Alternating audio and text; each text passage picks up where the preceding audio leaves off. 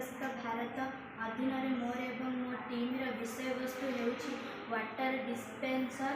एही प्रोजेक्ट पाई आमे किछि कार्डबोर्ड एवं पाइप पानी रखिबा पाई पात्र एवं शुद्ध पानी व्यवहार करूछु। आजिर समाज रे शुद्ध जलर विनियोग एवं संरक्षण करने समस्तंकर कर्तव्य। अनेक लोक शुद्ध जलर विनियोग करुछन्ति मात्र एहार संरक्षण किंबा शुद्धतार मानदंड बजाय रखिबार दिगरे भ्रूक्षेप करुनाहंती। स्कूल मॉडल आदि स्थान मानकरे लोक माने सीधा सड़क निजर अपरिष्कार हाथ माध्यम जलपात्र गुड़िकरू जल आनी संपूर्ण दूषित करुछन्ति।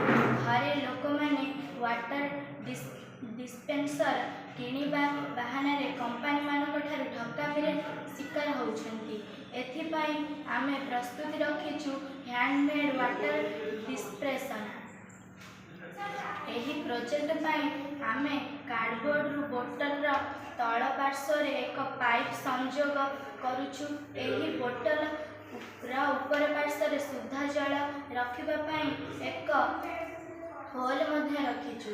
एयर प्रेशर साहाय्य रे एही परि भाबरे टिपी खोलिले शुद्ध जल तळे थिबा आमर ग्लास रे भर्ती हेउछि। आमर होममेड वाटर डिस्पेंसर प्रस्तुति। एही प्रोजेक्ट माध्यम रे आमको शुद्ध जलर पान करिबा पाई कौनसी इलेक्ट्रिसिटी कनेक्शन आवश्यकता पड़िबा नाही। एहाकु लोक माने बिना खर्च रे घरे मध्य प्रस्तुति करि परिबे।